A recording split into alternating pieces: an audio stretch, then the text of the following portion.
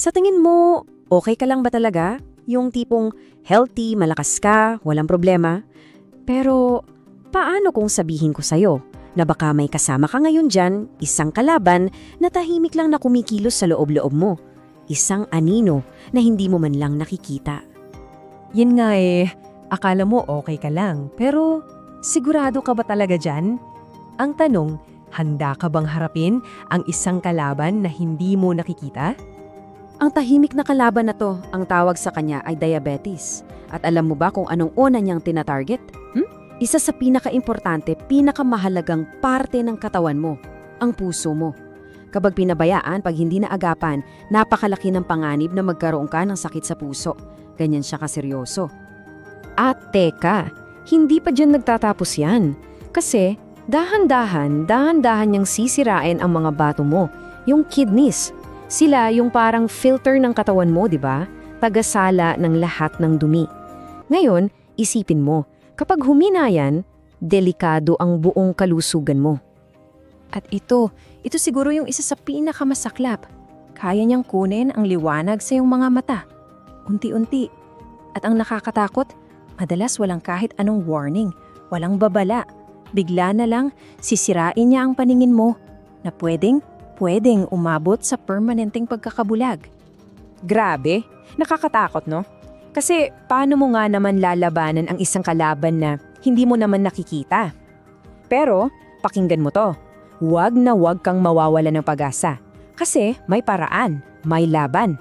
At ang kapangyarihan para manalo, nasa mga kamay mo.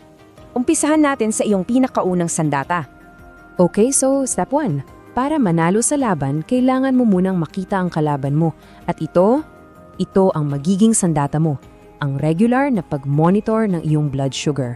Alam mo, sa tulong ng isang simpleng glucose monitor, yung anino na dating hindi mo makita, bigla na lang magkakaroon ng pangalan at numero. Ito na ngayon ang magiging mata mo sa dilim. At yung pinaka-crucial na part dito, alamin mo ang numero mo.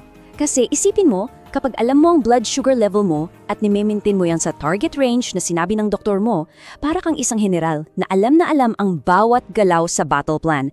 Bawat numerong nakikita mo, sinasabi sa'yo kung nananalo ka ba o hindi. Ganun ka-powerful yan. Okay, so ngayong nakikita mo na ang kalaban, it's time to power up. Palakasin natin ang katawan mo.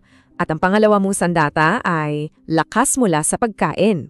Isipin mo na lang bawat subo, bawat pagkain, isang desisyon yan. Sa isang banda, andyan yung mga pagkain na sobrang bilis magpataas ng asukal. Parang binibigyan mo ng pagkain yung kalaban mo. Sa kabila naman, andyan yung mga gulay, whole grains, lean proteins. Yung mga pagkain na dahan-dahan magbigay ng energy. So ang tanong ko sa'yo, sino ang gusto mong palakasin sa laban na to? Yung kalaban o ikaw? Siyempre, ang opensiba natin hindi kumpleto kung walang galaw. At huwag kang mag-alala, hindi mo kailangang maging atleta para dito. Yung simpleng paglalakad lang, every single day, isa na yang napakalakas na paraan para sabihin sa katawan mo, "Oy, gamitin mo yung asukal ng tama." Isipin mo bawat hakbang mo parang isang suntok yan laban sa diabetes. Pero eto ang tandaan mo sa digmaang ito hindi ka nag-iisa. May mga kakampi ka yan. Yung mga gamot na nireseta ng doktor mo, isipin mo yan na parang mga special forces, yung reinforcements mo. Mga sandata yan na specially designed para tulungan kang magkaroon ng advantage. So tanggapin mo yan bilang tulong galing sa isang kakampi na mapagkakatiwalaan mo. At syempre, hindi natin pwedeng kalimutan ang pinaka-importante mong kakampi, ang iyong general sa laban na to, ang doktor mo. Yung regular na check-up, yan ang strategy meeting nyo. Diyan nyo pinag-uusapan kung ano ang susunod na gagawin para siguradong laging tama ang mga hakbang mo at para maiwasan ang anumang panganib sa future. At heto na, ito, ang itsura ng tagumpay. Kapag ginamit mo na lahat ng sandata mo, yung pagmumonitor, yung tamang pagkain, yung ehersisyo, at syempre ang gabay ng iyong general, yung doktor mo, yung dating dambuhalang anino na nakakatakot, magiging kasing liit na lang yan ng isang tuldok sa sahig. Kasi sa kwentong to, ikaw na ang may hawak ng kontrol. Ikaw ang bida. Okay, bago tayo magtapos, isang napakahalagang paaalala lang po. Ang lahat ng impormasyong nandito ay para magbigay lang ng kaalaman bilang gabay. Hindi po ito dapat ituring na medical advice. Para po sa tamang pagsusuri at sa treatment plan na para talaga sa inyo. Napaka-importante po laging kumonsulta sa inyong doktor. Okay? So, ngayon, alam mo na kung paano lumaban na may mga sandata ka at may mga kakampi ka, isa na lang ang tanong na natitira. At para sa'yo to, ikaw, handa ka na bang maging bida sa sarili mong kwento?